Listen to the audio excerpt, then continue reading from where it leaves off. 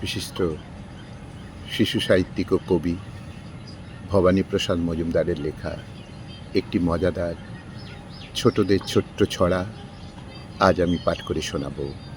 ছড়া জোড়া শালিক। শুরু করছি। চাকরিখানা জুটল সে এক বড় লোকের বাড়ি। আমার মতন তিনটে চাকর, তিনজনে কাজ সারি। বেশি তেমন কাজ কিছু নেই, সকাল সকাল ওঠা, বৌদিমণির টুকিটাকি, ফাই ফরমাস খাটা। একটা শুধু কড়া হুকুম করে দিলেন জারি, এই কথাটা রাখবি মনে, ভীষণই দরকারি। দেখিস যদি জোড়া শালিক সকালবেলায় উঠে, অমনি আমায় খবর দিবি, করবি না ভুল মোটে। জোড়া শালিক দেখলে পরে দিনটা কাটে ভালো। চাকরগিরির প্রথম কদিন ভালোই কেটে গেল।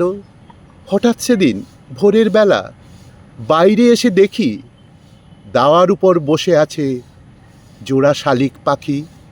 চেঁচিয়ে বলি, বৌদিমণি দেখুন এসে নিচে, জোড়া শালিক বসে আছে গোলাপ গাছের পিছে।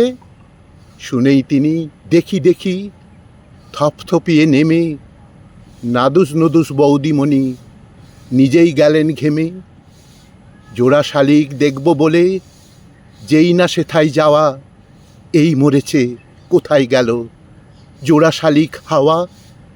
রেগে আগুন বৌদি বলেন, পাজি হতচ্ছাড়া, ঝেঁটিয়ে তোকে করছি আমি আজই বাড়ি ছাড়া।